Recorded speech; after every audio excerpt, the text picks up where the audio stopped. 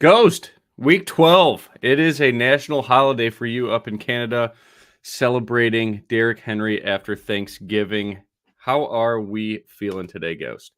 Good to have you back, buddy. Hope everybody had a nice Thanksgiving weekend and enjoyed some time with family and friends.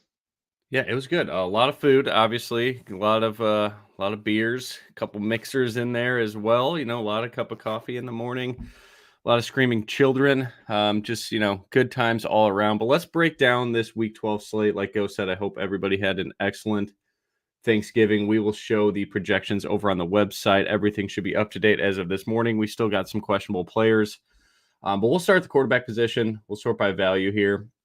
We're not going to talk about Tommy DeVito, probably Aiden O'Connell, but leading up top in terms of pay ups, CJ Stroud projected for over 20 points. I think this guy needs like 264 yards to break the rookie record for the Texans, I think it is. It's only week 12, so obviously this guy's the real deal. In terms of ownership, let's go by price, actually. We'll sort by price. Jalen Hurts, Patrick Mahomes, Josh Allen, CJ Stroud, all above 7K. None of them are garnering much ownership. I see Jalen Hurts right around 10%, which makes sense. He's kind of half running back. Mahomes right around 5. Josh Allen right around 5. CJ Stroud right around 5. Seems like the field is paying down at quarterback. To me, that's pretty simple. I'm going to pay up. We're on the same wavelength. So it doesn't matter if you had a bye week or not, but we're on the same wavelength already. Good shit. All right. I like to hear that. All right. In terms of Hurts, Mahomes, Allen, Stroud, I'll give you my answer first. I was Josh Allen all week. It's going to rain a good bit out there. I believe the game's in Philly, right? Yeah, yes, in Philly. Okay. Good. I have the right weather report up. Yeah, it looks like it could be wet, but not much wind. So I don't think that affects it a ton. Maybe a slight downgrade to Josh Allen. But again, he uses his legs, so I really wouldn't look into that too much. Same with Jalen Hurts. But that did push me in the angle of Patrick Mahomes. I look at it this way. 5% Patrick Mahomes just seems like a no-brainer, especially, dude, when you got Jalen Hurts, Patrick Mahomes, Josh Allen. If you want to include CJ Stroud in that conversation and everybody's paying down, that just doesn't make a lot of sense to me. Like when there's 4 studs, 3.5, CJ Stroud still, I need a little more out of him. I don't know what else I need to see from the guy. Maybe I'm a little biased, but when there's 3 absolute studs, how is no ownership going their direction? Yeah, that's the thing for me where, I don't know, like we had Miami on that island game on Friday and we have the Ravens tonight in prime time. So you're losing 2 elite offenses there on a slate where ownership should be very condensed at the top, in my opinion. And it seems like nobody's playing that range at all. So it's the perfect time to get there. All right. In terms of Mahomes, Hurts, Josh Allen, pick one. Man, the weather's like kind of concerning, but I've been on Jalen Hurts all week, so I'm pot committed at this point. I think that's fair. It's a guy that runs too. I know his knee's kind of banged up, and we've seen the running go down a little bit, but still, they get to the 1-yard line. It seems like more than anybody in football, like tenfold, and he's a shoo-in for a touchdown there. So I am all for that. But Mahomes is going to be my guy today, both cash and GPP. I'm pretty much going all in on that situation. Honorable mention, Josh Allen for me. Jalen Hurts would be third. And then we got a question here for FanDuel from Jeff. Value quarterback on FanDuel. I will pull that up. Stroud at 7,700. He's actually priced below Trevor Lawrence. Yeah, Stroud seems like a no-brainer there. I know the public is going to be quite interested in Gardner Minshew. I don't hate it. I'm just not a Gardner Minshew guy. Again, especially when there's that many high-ceiling quarterbacks. Like, you can't miss quarterback today. Most weeks you can't do it, but today more than ever. I would say Baker Mayfield or CJ Stroud, no doubt. CJ Stroud, the same price on FanDuel as he is on DraftKings. That seems pretty easy. All right, let's go to the value here. 7K and below. So we got Kyler Murray, 6,900 on DraftKings. And all of the ownership going to Mr. Trevor Lawrence on the road in a dome at Houston. I'm seeing 15% ownership projection, some higher on some of these other websites I'm pulling here. Trevor Lawrence is the stone cold chalk, and then Baker Mayfield at 5,500 at number 2 in ownership. So Kyler, Lawrence, Baker. I like Matt Stafford a little bit in GPPs, a sub 5% guy in the value range. If you need a pay down, he'd probably be my guy. But any love for Kyler, Trevor Lawrence, or Baker Mayfield? T-Law is going to be my cash game quarterback. If you I have think the that's luxury fair. of getting to the top, I'm definitely cool with getting to the top of the pricing grid. Like you said, if you could get to Mahomes, definitely do that. But I just couldn't get there with certain other guys that I wanted. So T-Law is going to be my cash game quarterback, strictly an ownership play there. And even though they're favored in this one, I'm not sure if the line moved. I knew they were favored early on in the week. I think they're going to be chasing points, which ended up setting up a pretty good script there for T-Law. Don't expect another 2 rushing touchdowns. That's not really his thing. But I do think this game has shootout appeal to it, and that's what we need when the ownership is that high for cash games. Yeah, I mean, both defenses for the most part are a pass funnel. We got a total sitting at 47.5. Jaguars are a 1.5 point road favorite, I believe. So that is interesting. So yeah, definitely like in terms of Vegas spreads with a total over 45 points, this should be the most back and forth game. Number 2 being the one with the other 2 popular quarterbacks we just mentioned, Gardner Minshew and Baker Mayfield. Another team's Jamel Dean's out. I think Levante David's out as well. Like the Bucs D's been terrible for a month now, and the Colts defense obviously is a pass funnel, especially on the outside. Any love for Gardner Minshew or Baker Mayfield? They're below 6K. If you're going 0. below Trevor Lawrence, no interest there in either. I'm the same way. Gardner Minshew at like 10 to 12% ownership just seems gross. Again, I understand that you're getting the salary relief to play a bunch of studs elsewhere, but like Jalen Hurts, Patrick Mahomes, Josh Allen all probably have a floor right around 25, 30 points this week. So it's hard to go away from that. And then we got Mac Jones confirmed starting. We don't need to bring that. Yeah, and have to believe the Houston pressure sunshine. That's right.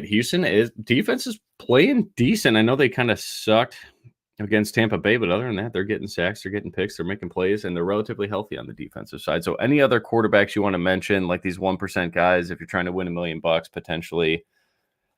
I'm not really interested in Will Levis, Aiden O'Connell, probably playing heavy come from behind football. Bryce Young, I mean, Tennessee is a pass funnel. Bryce Young, 4,900. That do anything for you? I mean, no, but I did want to touch on why I picked Jalen Hurts because I had this big thing planned out. And since we got through that position pretty quickly as anticipated, I kind of wanted to mention that I'm not scared of the Bills' defense whatsoever. Especially ever since Matt Milano went down in week 5 against the Jags. And you look at what they've done since then. They beat the Giants at home where Tyrod Taylor was playing, and they still let him get over 200 yards. They gave up 29 points to Mac Jones and the Patriots. Baker threw for 250 and 2 on them, even though the Bills won that game at home. Baker still went 250 and 2. They lost to Joe Burrow and the Bengals back when he was still healthy. Burrow put up 350 and 2. They lost to Russell Wilson, your boy Russ. And the only team that they've really showed that it's the Bills of old was against the Jets last week, which, no offense to any Jets fans out there, it's the Jets. So to me, it's like ever since they lost Matt Milano, obviously we know still no Tre'Davious White for this team. They lost some serious playmakers on the defense side of the football. I think the Bills are in trouble, man, heading up to their bye week. They got a bye week next week. That's one of the They're teams not that that have good. They're the literally not like. that good. Man, I'm rooting for these guys. Obviously, it's the team that's closest to the border, so it's natural for me to kind of root. It's like the closest thing that we got to a Canadian team in this league. They look absolutely atrocious, and I think they're in big time trouble today. Jalen Hurts at home. For me, that's where I want to go. I get it if people are completely scared of the weather, but this is the closest game that we have on the slate that could resemble a playoff type atmosphere. And when you're getting this late into the season, that's it. For me, it's like you want to go one extreme or the other. You want 2 teams that are shooting for a first overall pick, second overall pick, and the game's going to finish 51-48. Or you're looking for a playoff type atmosphere where 2 offenses can lead the ball back and forth. And to me, I have nothing to say about the Bills offense. It's still Josh Allen. It's still Stephon Diggs. It's still Dalton Kincaid looks great. for a rookie tight end. It's a very hard position, arguably the hardest position to come in as a rookie, especially on the offensive side of the football. I think the Bills are still going to be able to move the ball half decently well. But this Eagles offense, man, I think they absolutely roll today to 35 plus points, whether or not. I love it. I hope so. I'm very invested in that game, whether it's Josh Allen or not. I will still have players in that game. But yeah, I think you made a great point about competitive atmospheres, and especially this late in the season, that's kind of what you want to go to. Let's go to running back, and we'll sort by salary top down. Alvin Kamara is going to be sub 10%. I don't think anybody's really going to need to pay up that much. It's an okay spot against Atlanta. They do bleed a lot of. Any team playing the Saints is going to bleed 6 to 8 receptions to a running back. That's just what the Saints and Derek Carr do. So let's go Saquon Barkley, 7,300. Travis Etienne, 7,100. Any interest in any of these guys 7K and above? Or is this more of paying up for running back just hasn't been very efficient this year. And it's kind of just the state of the NFL. Not a lot of guys are getting 25 plus touches. But in terms of that, Saquon Barkley certainly is today against New England. Do you have any love for him? In terms of like overall touches, the 80 mile predicts him to have the most touches. Now I don't think that's reinventing the wheel or anything. I'm sure if you looked at player props, he probably has the highest line for carries and probably targets. Yeah, for sure. When we're looking at sheer volume, I don't know if anybody's going to outpace Saquon Barkley at the running back position on this slate. Now, that being said, there's two other guys that I really like in this range, and that's ETN, especially leverage off the Trevor Lawrence chalk at the quarterback position. You get 2 rushing touchdowns from ETN instead of 2 rushing touchdowns from Trevor Lawrence. That's a completely different box score last week for that Jacksonville passing attack stack, right? So I'm not saying it's going to be the exact same thing, but again, when you're looking at a sheer leverage play in this game, a lot of people are going to the aerial parts of these offenses. They're going to CJ Stroud, they're going to Tank Dell, they're going to Trevor Lawrence, they're going to Christian Kirk, and rightfully so. We're going to talk about a couple of these wide receivers, but there's a lot of leverage to be had here with ETN, and not many people playing him in the exact same game environment that everyone says that they love about the passing attacks. ETN's in that exact same script, right? And there's no Singletary Pierce situation there in Jacksonville. This is ETN's backfield. So it is a play that should be worrisome, but those are the plays that end up winning $1 million. So I definitely have love for ETN there at 7,100. Price a little steep, but I could get behind it. And the other one I'm going, even though I am all in Jalen Hurts at the quarterback position, I love DeAndre Swift today, man. At 6,800. The volume is there. Absolutely love that. I wish, and Brian, you got to talk to your boy Sirianni, man. I'm so tired of seeing Gainwell in these 2-minute drills. It drives me absolutely nuts. But that's Swift what they do. It's what they do. It's like, it's not good. It's not going away. Nuts, man. Like last week, you see Swift breaking off like long runs. He's going in between the tackles. He's bouncing it off outside, and then they're bringing in Boston Scott and Gainwell in 2-minute drills. And first touch of the second half, I believe, went to Boston Scott. I remember watching that game. I was going nuts, but right away, Swift came right back out there and it breaks off another 20-yard run. You know what I mean? So he's by far the most electric player that they have in that backfield. And the Eagles know that. This Bills defense, man, again, I'm going to keep no Matt Milano. They're in absolute shambles. And I don't know how they stop, whether it be the passing attack of the Eagles today or their rushing attack. I think DeAndre Swift, it's tough because the rushing upside in terms of touchdown equity is next to zero because of what Jalen Hurts does inside the 5.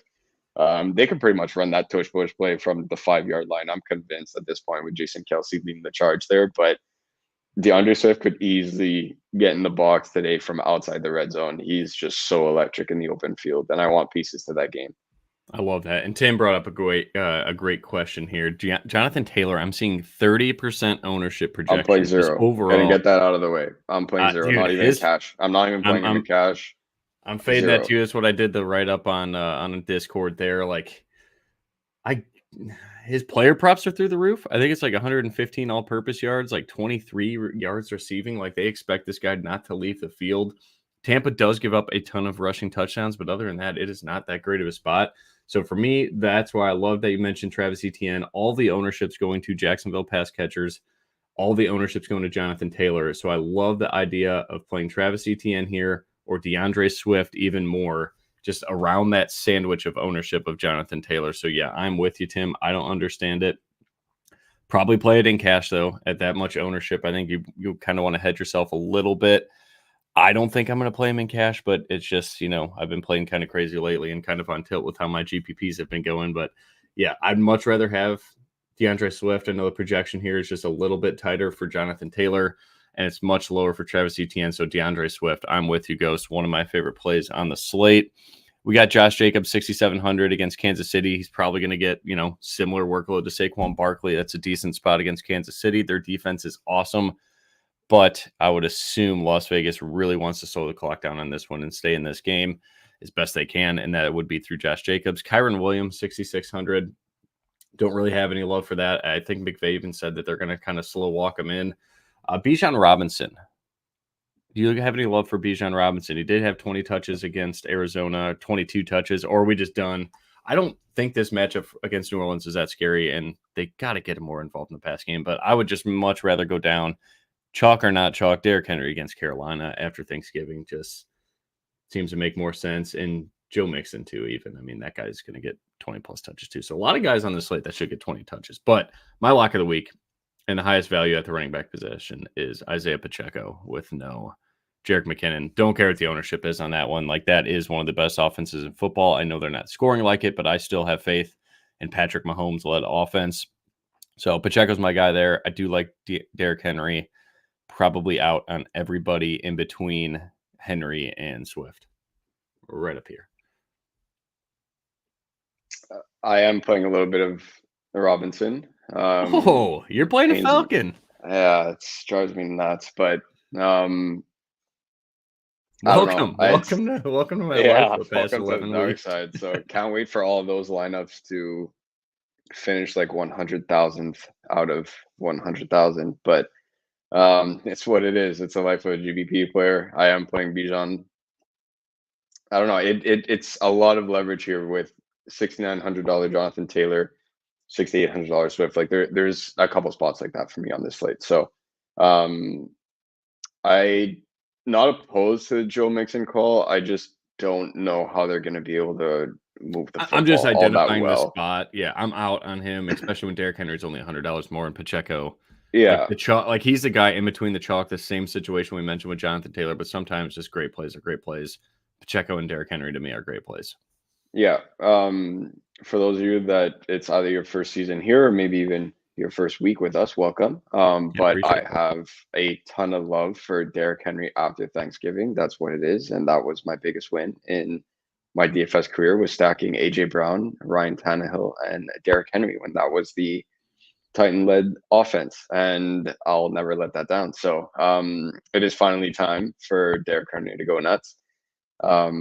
Chalk or not, I am okay to play him in tournaments. He's a cash game staple for me as well, with Isaiah Pacheco at the running back position.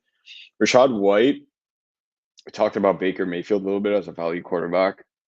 The dump offs are going to be there, and especially if you're playing the Indy side of the football, if you are playing Jonathan Taylor, if you are playing a Michael Pittman, if you are playing a Josh Downs, any one of these guys, Rachaad White's going to be involved, man, and he's good to go in this game. Chris Godwin looked, I don't want to say banged up last week, but he didn't even have a target in the first half. And then Baker got him going in the second, but something seems off there. I love Mike Evans, and I like Rachaad White a ton, kind of sandwiched in that pool of running backs where everybody's going to the same three guys. It's going to be Pacheco, Rachaad White, and James Conner, just to all those listening. What are your thoughts on James Conner? Rachaad White makes a ton of sense. A guy he gets it done as a receiver, and then anything on the ground is just an added bonus. That's why. It's a DraftKings play only for me. The touchdown equity, or lack thereof, I should say. It definitely concerns me with a guy like Rachaad White, but he's going to catch at least 3 passes, probably 20 to 30 yards receiving is his floor at this point, the way Baker's moving the football. Sure. For me, it's like when you're looking at just 1x value simply from a couple dump offs and then what he's going to do in the rushing game, Indy's defense does not scare me whatsoever. I'm not completely opposed to eating some chalk there in tournaments. Like Pacheco for me is the clear cut dog. Let's just get that out of the way. But if you're going double chalk running back, I mean, everyone knows the way that both you and I feel about going chalk in tournaments, but I'm not opposed to playing Rachaad White, just like you said with Derrick Henry in tournaments. What are your thoughts on James Conner? He's getting more ownership than Rachaad White in the projections that the aggregate ownership projections that I pulled. James Conner has a receiving prop of 1.5 receptions. Like, what happened to the dump offs that we saw last year when Kyler was healthy? So that concerns me a little bit. I do have him projected over that. I'll give you the actual number on what I have. It's not much higher, though, than 1.5, 2.07 receptions. So, yeah, I'm pretty close to the market. And that projection for him of 14.22 points, I would much rather go to this guy right here if I'm going down below 6K. Ramondre Stevenson, I'm seeing 7% ownership projection. So let's say anywhere from 5 to 10%, depending on the contest you're playing. Ramondre Stevenson against the Giants, I know we're going to see some Zeke, and I'm fine with that. That is with Zeke baked in. Like, the projection I had for Zeke was relatively respectable too, in terms of, I got Zeke for 37 rushing yards. I got Ramondre Stevenson for 60. I think his player prop is right around 53. Probably not much of an edge there to bet that. But it's what he does as a wide receiver.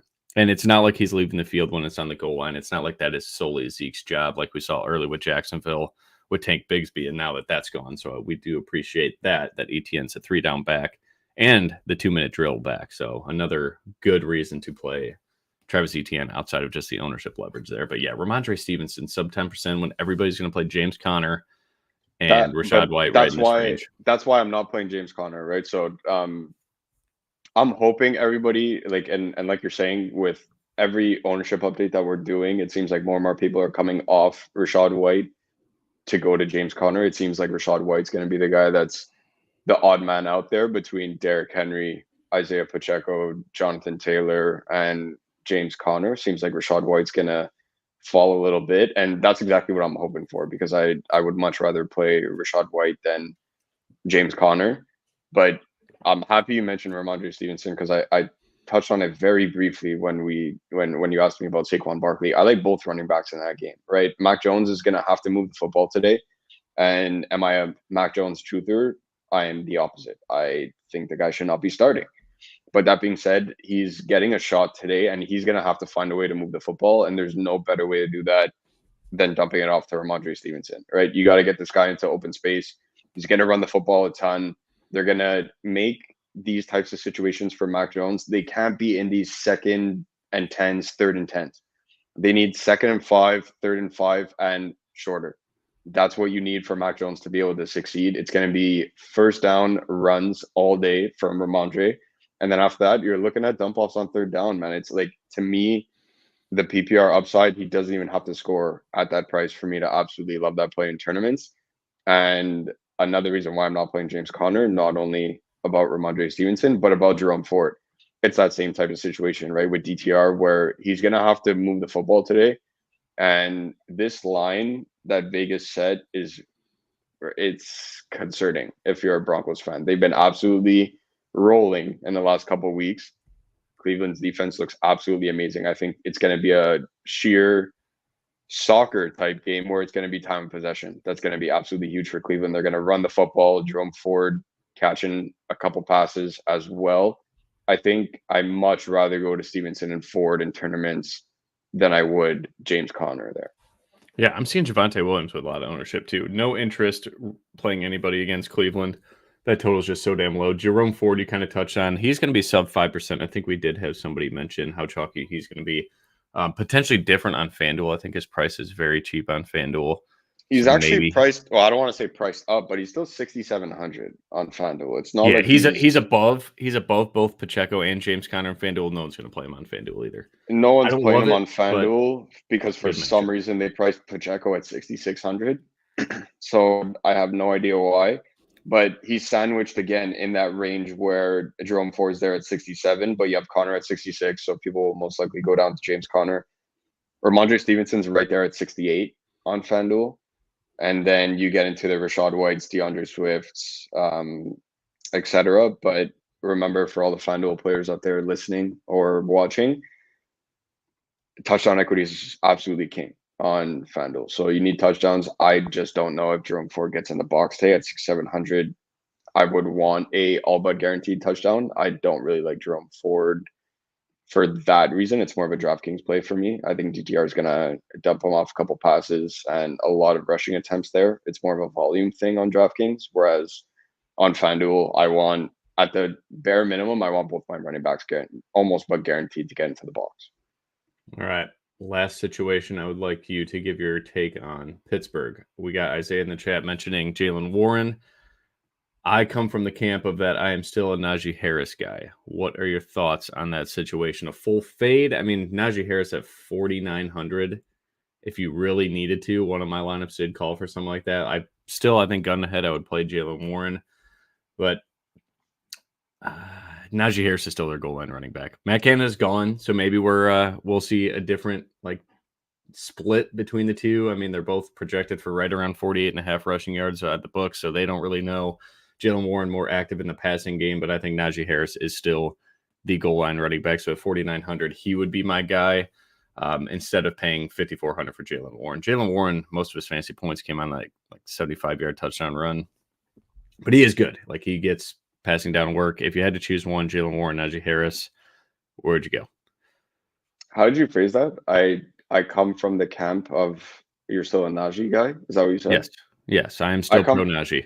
So I come from the camp that this offense sucks. Okay. So it's fair. I refuse to believe it until I see it. And obviously we preach this every single week where you want to be there before a guy breaks out before his big game, and then you're chasing, that same box score week after week after week. And maybe Jaylen Warren puts up 40 DraftKings points this week, and I really hope he does for all those that play him. Maybe Najee Harris puts up 40 DraftKings points. Maybe they put up 40 each, and the Steelers absolutely go on an offensive tear. Until I see it, I'm not going to believe it. That's a big no-no for me getting exposure to this offense with the total so low. And I don't know. I feel like they're just going to run the absolute heck out of the football, which is great for Warren and Najee, but I just don't see this game. I don't see this game maybe going over 30 total points. It's gonna be. I can't even describe it. I don't want exposure to that game at all. Zero. Yeah, and Jaylen Warren has eclipsed 15 touches, I believe, twice this year. So I just can't pay it in the fives for something like that. Like if Najee Harris is getting 10 to 14 touches, but has goal line carries, if you had to punt, he would be my guy. But other than that, I think we are pretty sold on the mid-tier running backs this week. Let's go over to wide receiver. We got A.J. Brown, probably my favorite play on the board. If weather wasn't an issue, he's going to be right around 15% owned is what I'm seeing right now. What are your thoughts on A.J. Brown? Pay up, or what are you doing there?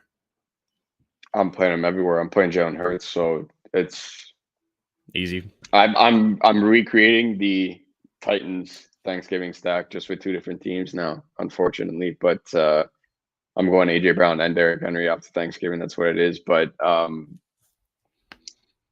I talked about the Bills defense. I could roast these guys for another hour. It's not going to be fun for them today. I absolutely love AJ Brown, whether or not. I absolutely love AJ Brown and Jalen Hurts today. Yeah, he's not having two stinkers in a row. And he's the only wide receiver projected for 20 points. So I love to see that. Stephon Diggs, great spot. I don't think we need to talk a ton about him.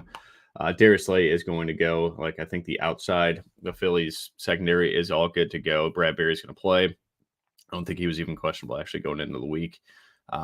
Nothing else. I mean, if you want to play Stephon Diggs, I'm all for it. I don't think you have to force that type of stack because there are plenty other viable pass catchers, and Stephon Diggs ownership's right around 10%. So I don't think you need to force him in there.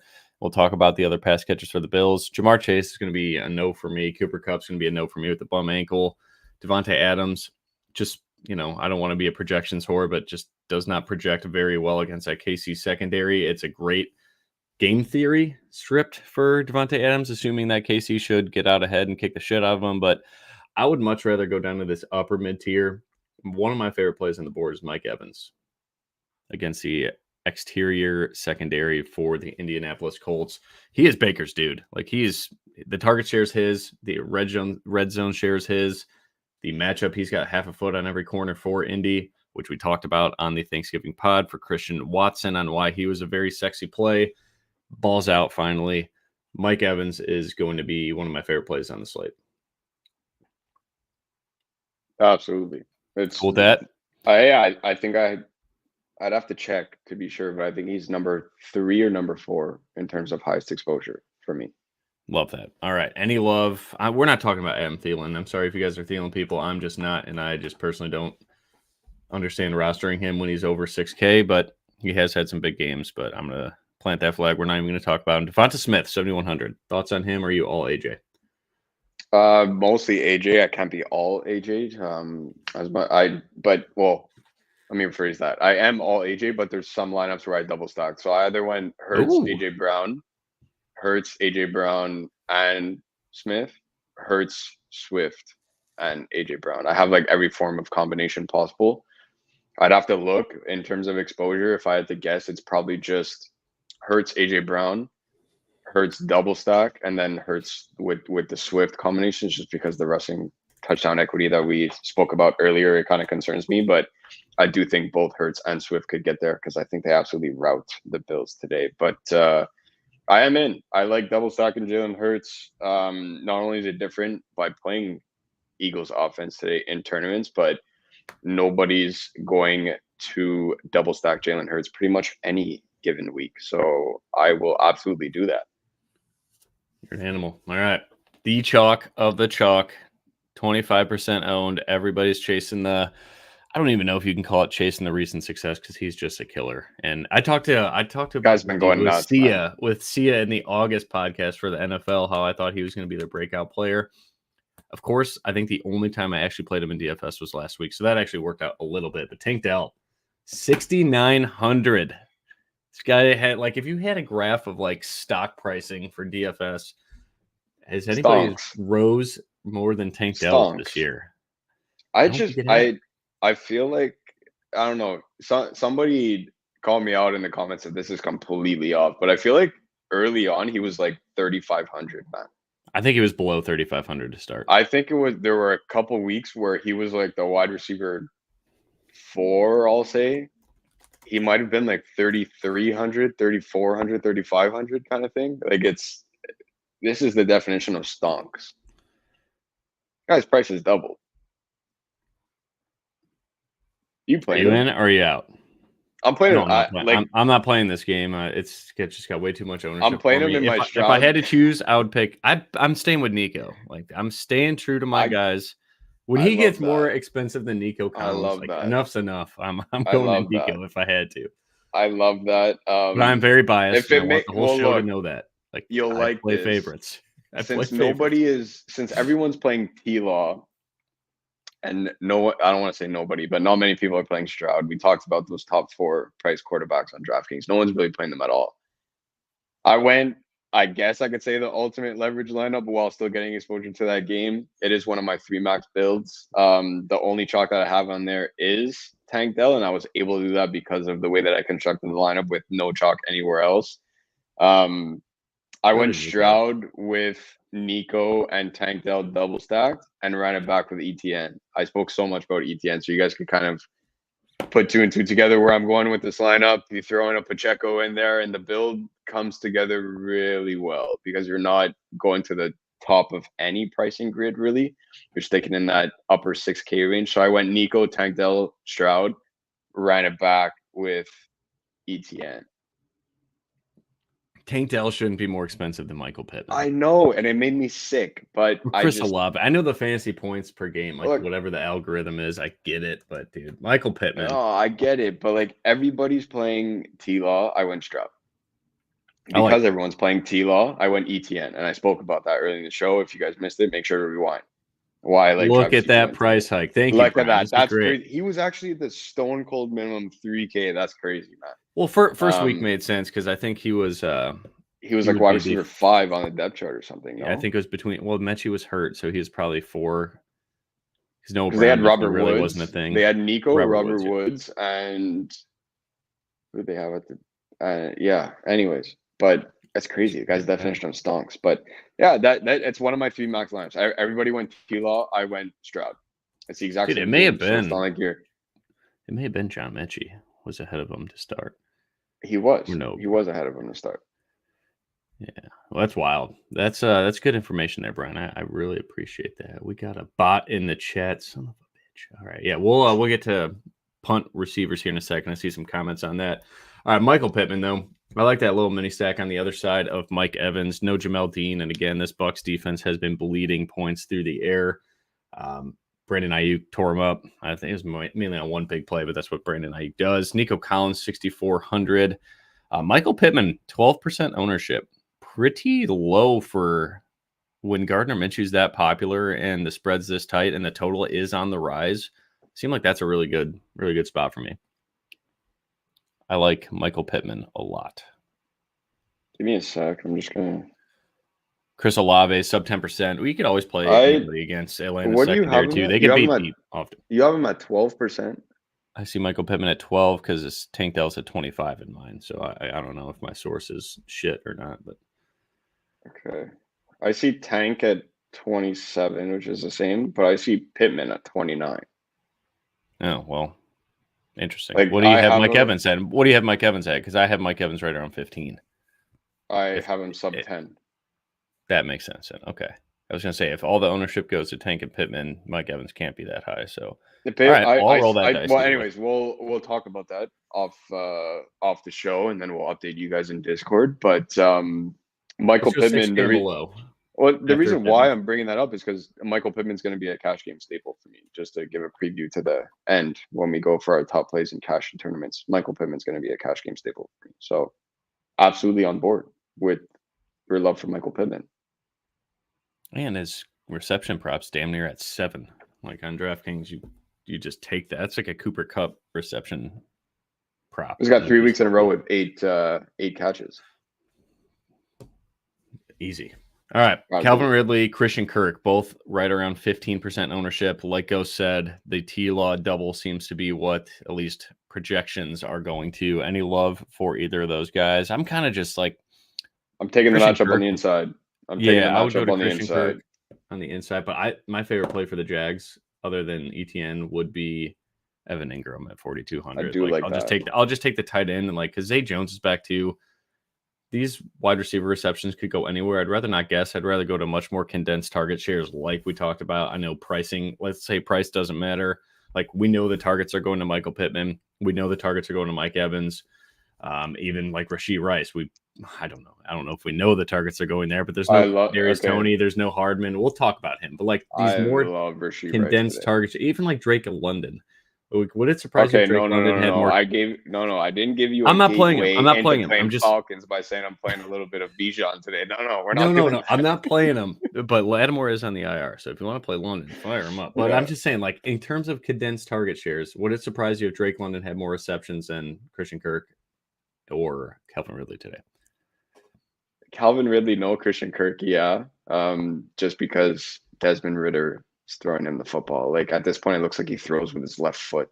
So like that may work out better for him, honestly. I feel like it would work better for him. All right. I mean, my GPP play of the week, 2% ownership. The only other time I called him my GPP player of the week was his breakout game against the Chargers. Give me Rashee Rice. Did you I didn't write. Did you hack my phone or something, or like? No, he's quoting you. No. I'm saying you. Oh, you're in Rashee Rice? It's my number one exposed wide receiver on the entire slate.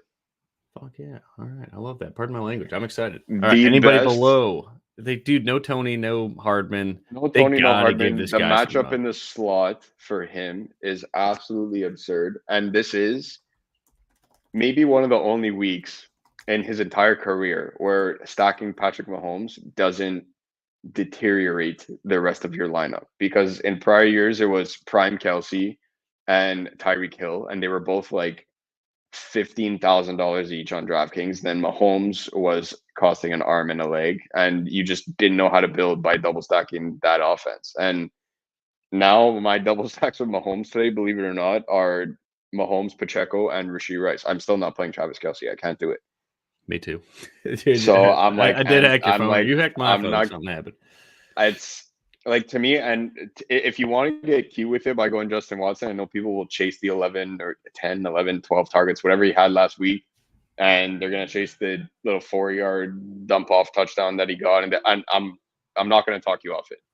For me, I'm looking at in terms of a much bigger scope of work over what Rashee Rice has done in his rookie season versus Justin Watson.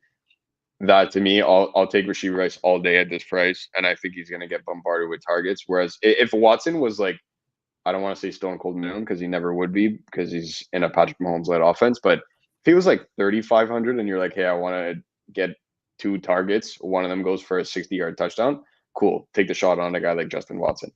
But for me at that price, I much rather get to Rashee Rice, and that's what I'm doing. If you're playing Watson, don't let me talk off it. But I'm playing Rice. All my Mahomes stacks, actually, I don't have a single other combination. And like Brian was commenting, I know I missed out on the opportunity to do this with my Eagles combinations, but all of my KC combinations are going to be Mahomes, Pacheco, and Rashee Rice. And you have ample salary to do whatever you want with the rest of your build. And I love that. I'm with you, dude. I do think Travis Kelce has a big day, and there's not much ownership there, but there's no ownership on Mahomes, so you don't necessarily have to force in Travis Kelce. If it hurts the rest of your lineup, like you're still getting Travis Kelce exposure by having a low owned Mahomes. Yeah. If Mahomes was 15% owned, then it's like, okay, let's start to double stack to find a way that we can get different and really exploit the whole situation of Mahomes, like get the, tenfold type of game for Mahomes. But if no one's playing him, I don't think you need to force really any stack for the most part. But let's go down to values. Gabe Davis, honorable mention, I guess, if you were going to stack that game. Hollywood Brown. No one's going to play Hollywood Brown. Sounds like he's good to go. Do you like Hollywood Brown at all? Let's speed it up a little bit here. Any love for Hollywood Brown? No, I'm not really playing much to that Cardinals offense. I'll leave it at that. All right. Demario Douglas, probably a cash game staple at 4,400. Yeah, I kind of have to. Pretty much the guy our podcast months ago. I feel like we invented Demario Douglas being a thing. Rashid Shaheed, model liked him at 4,300. Any love for Rashid Shaheed here?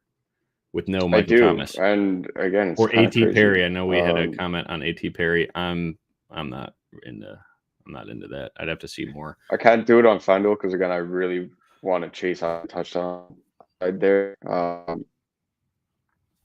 I did have Shaheed in a little bit. That's a good call. That's a great call, Isaiah. Thank you for that. I like that call. Yeah, treat him like a tight end. I do like Shaheed. It's crazy to say this. I just was Jameis was playing because I want Shaheed on deep balls, and I don't really trust Carr's arm at this point. And I really want to see Olave get going, man. The guy's way too talented not to, and we kind of skipped over him in that range because of our love for guys like Mike Evans and Michael Pittman, and we talked about Tank Dell and a bunch of other guys. Olave is just sitting there. I think he's like 65 or 6,600 on DraftKings. I really want to see him get going today, so I'm not completely opposed to Shaheed. I definitely lowered my exposure to him. I still have a little bit, but nothing too crazy. All right, Ghost, on 3, let's answer this question. On FanDuel, wide receiver 6K or less. I already know where I'm going. 3, 2, 1, Rashee Rice. That's right. All right, there you go. On FanDuel. Yeah. Let's go. We're both on it. I love to see that. All right. Any other punt wide receivers you like? Khalil Shakir grades out. Let's go to value. I think he was one of the top dogs there. Yeah, number one value, I think, for anybody. Justin Watson is stone cold 3K. I apologize. I didn't know he was 3K. I thought he was 4K. He's higher on FanDuel. I think they actually priced him up. I apologize. He's 5,100 on FanDuel. So FanDuel, he's definitely out of play. On DraftKings, you could do it. I mean, 3K, you could do it. You could mess around with that, but I'm still going to Rashee. I had more than enough salary with Rashee Rice. I didn't really. I don't want to say there's not a ton of studs on the slate. There's plenty of good, but like Jamar Chase is completely out of the player pool for me now, and you know what I mean. It's like given certain injury circumstances, there's a couple studs that it's not exactly the type of slate where I feel the need to jam in 5 crazy studs. Tyreek Hill isn't on this slate. We got Keenan Allen and Austin Eckler playing in prime time tonight. The Ravens are playing tonight. So I didn't really feel the need to go much into the punt range. Shakir is he fit as my second run back. Like I didn't want to have a Jalen Hurts stack and then run it back with Shakir. I wanted like no offense to Khalil Shakir, I wanted a bigger contributor, so I either ran it back with Diggs or Kincaid. But in lineups where I went 3-2 type of builds, then yeah, Shakir kind of fit that bill for me. Thoughts on Greg Dortch? I am a 200% pass with Hollywood Brown expected to play. If Hollywood Brown was out, I'm okay with it. But Khalil Shakir is a big part of the Buffalo Bills offense. You could really beat Philly on the inside. That's why they're so susceptible to tight ends as well. Philly doesn't have a tight end, or I'm sorry, Buffalo does have a tight end in Dalton Kincaid, but he actually plays a lot of slot receiver too. So he plays a lot of slot. Yeah, but 75% snap rate pretty much exclusively for Khalil Shakir since Dawson Knox went out. Give me Khalil Shakir. Greg Dortch, I have zero interest in at all. I hope he gets 5 to 10% ownership because that is an absolute landmine, in my opinion. Let's go to tight ends. But yeah, in terms of value, it looks like Rondell Moore, Khalil Shakir. Obviously, Demario Douglas, cash game staple at 4,400 this week. You could play him in tournaments too, but just doesn't really have a ceiling. Like we kind of talked about with just that game in general, probably not a lot of touchdown equity to go around in New England. And the Giants. All right, let's sort by salary. Travis Kelce, super, super expensive. No one's going to play him.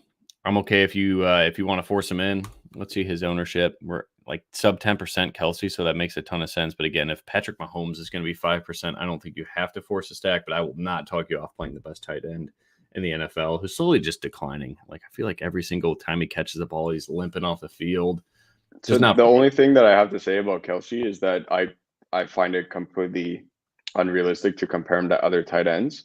For me, you go into the utility spot and you look at that 8,200 range. Would you really rather play him than Mike Evans, who is $800 cheaper? Would you rather play him than AJ Brown, who's $800 more expensive? Like, those are the kinds of guys that you're trying to compare Travis Kelce to, because you can click an 200 tight and think your lineup is going to look the exact same. It completely shifts your lineup construction, right? So you're living in that 4, 5, 6K range, maybe if you're lucky, at the wide receiver position by playing Travis Kelce.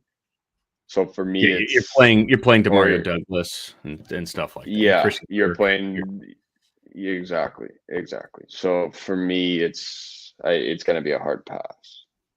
Love it. All right. In terms of DVOA against the tight end, Philly, we said is dead last. So certainly Dalton Kincaid is going to draw a ton of ownership. I think Dalton Kincaid and Travis Kelce are very similar. Like, those dudes are a focal point of their offense. Dalton Kincaid moves really, really well. Is Dalton Kincaid like a poor man's, not like a middle class? Is this a phrase? We're going to make it a phrase. A middle class Travis Kelce. Is that what Dalton Kincaid is? Especially when he's priced at 5,300, right in the middle class of DraftKings tight ends. No, like he's better than a poor man's Kelce. I think he's a middle class Kelce, I like that phrase. I'm gonna start using that. I don't know if he's middle class yet. I feel like he just got a job, like a promotion at his job, and it's like, he's kind of working his way up entry level, the corporate ladder. I feel like he like fresh out of school, kind of like entry level position. And now he's working his way up the corporate ladder type of thing. But he's just had some big sales numbers that first year. He's still got he definitely hit a small bonus this year. But like, don't get me wrong, he's still got some stripes to earn. But look, for it, in my opinion, it's the hardest position to come into the league as a rookie on the offensive side of the football, at least. And he's been absolutely phenomenal, man. So a part of me almost wishes he wasn't as good as he is, because I would love to see Gabe Davis absolutely thriving, but that's just not the case. But Dalton Kincaid at 5,300 is definitely a top 3 tight end for me in tournaments. Yeah, it is the number one matchup for opposing tight ends in terms of DVOA.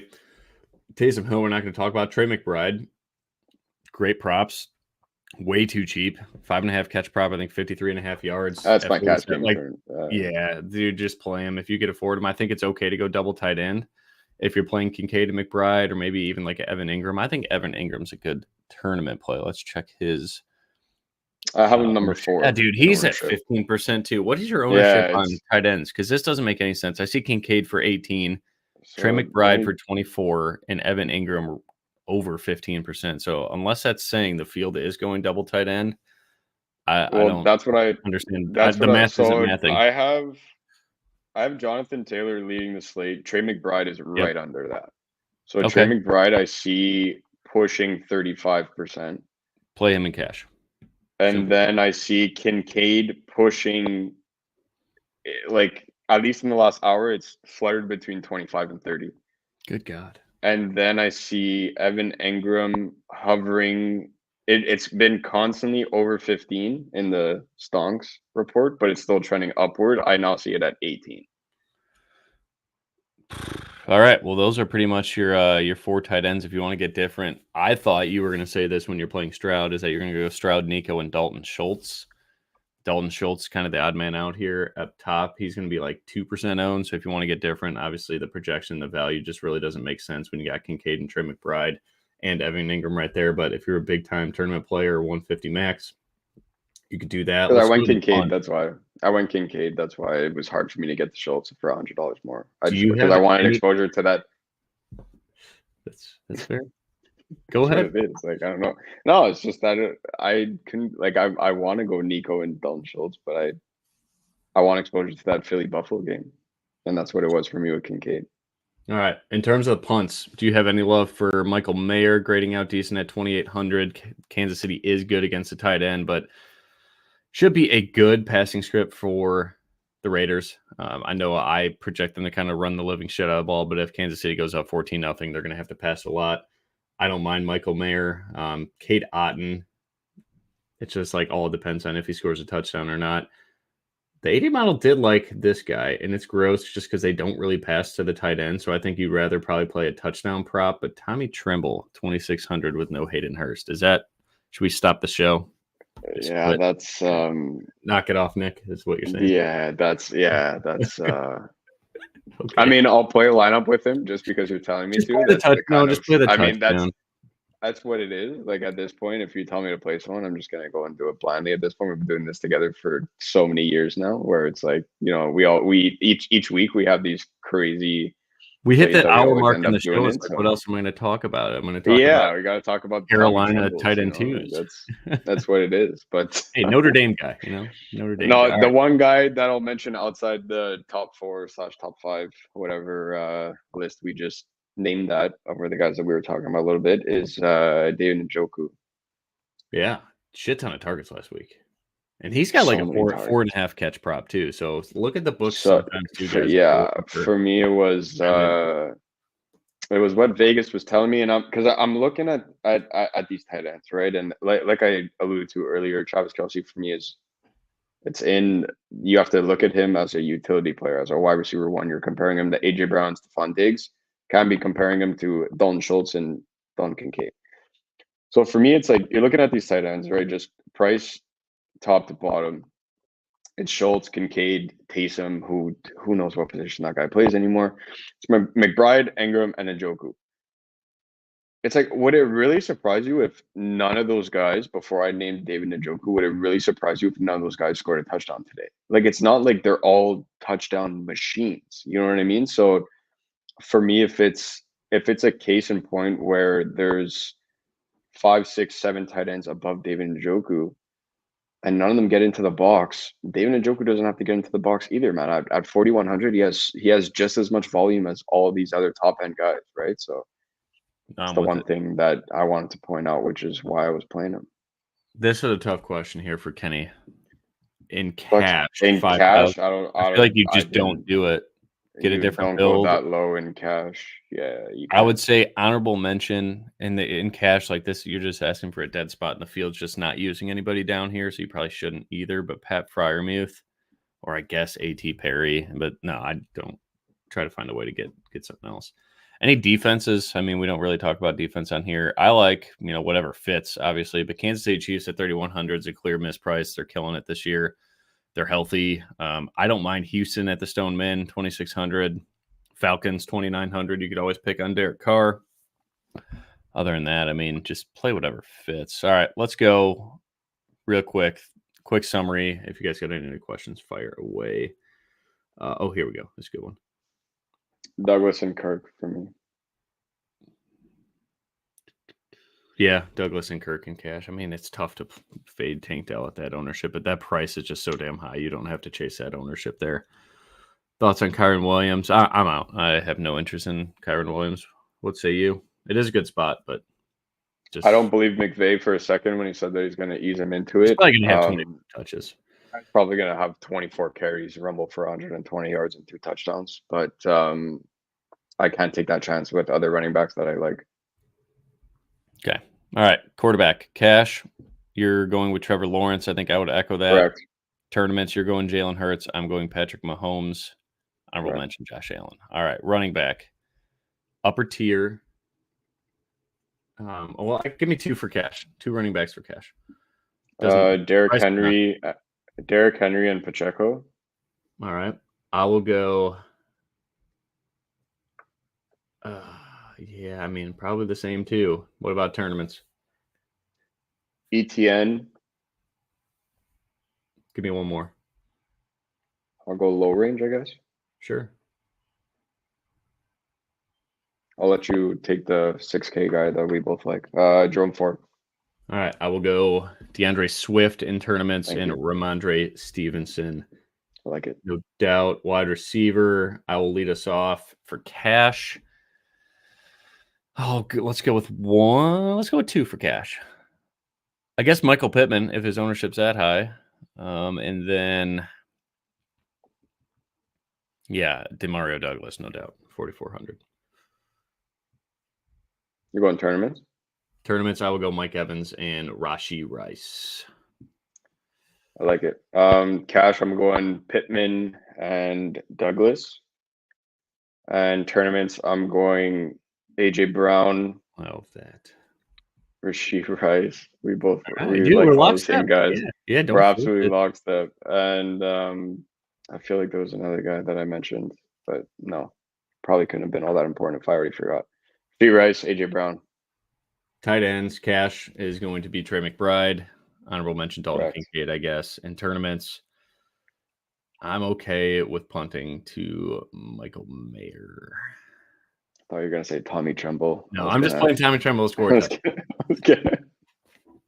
Plus 650 is too high for a starting tight end. Cash, I'm going McBride. Tournaments, I'm going Kincaid and Njoku. All right. I do like Kelsey, though. All right. Let's get some. We got a couple questions. Cash defense, play the Chiefs. Yep. Traded Mixon for Waddle at the deadline. Bro injuries here's been that off. I love that trade for you. I'm a big Jalen Waddle guy. I know Waddle owners have been disappointed with his output, but that's just what it is playing number 2 to Tyreek Hill. I'd rather get exposure to probably. If you look at their schedule for fantasy playoffs too, you're gonna love owning Jalen Waddle in the latter stages of this season. I think we said Stroud last week. Let's go Stroud again, right? Yeah, Baltimore's defense scares the I wasn't here last living week. You know what out of me. So I'm going Stroud. All right. Rice or Pacheco with Kelsey. I mean, if it's a Patty stack, I would go with Rice. I went Rice, Pacheco, Patty. He's playing Kelsey. Like I do like Brian's conviction. Like he's playing a guy. He's playing Kelsey. I love that. So yeah. No, then go Rice, Pacheco. Go Rice. Yeah, go Rice and just hope that Pacheco doesn't get any touchdowns. Yeah, this is a pretty easy question. Yeah, I would play him definitely, unless you have studs on the bench. Absolutely, you're playing Kyron Williams right now. I have him on my bench, unfortunately. You're in a loaded league. My team is bonkers. Awesome. Well, yeah, hit the like and subscribe button. We greatly appreciate everybody. Hope everybody had a fantastic Thanksgiving. Really good day in the chat too. A lot of great questions. We appreciate that. Oh, we got another bot. I was gonna say it had to end as you said that. End with a bot. Absolutely had to end with a bot. That's a good sign. Oh, here we go. Anybody got one more question? We can't end on a bot, can we? 10, 9, 8, 7, 6, 5. All right. Good luck, Ghost. Appreciate you, buddy. Good to see you. And good luck to all out there. Hit the like button on the way out, and good luck with your lineups. And hit us up at Discord if you need anything the last couple minutes. We'll be shifting some lineups around, but other than that, I'm locked in, ready to go. Go Mahomes. Good luck, everyone. Happy Thanksgiving. Oh, here we go. Cincinnati defense. Good question. I would just go to KC on FanDuel, but yeah, I'm okay with Cincinnati's D.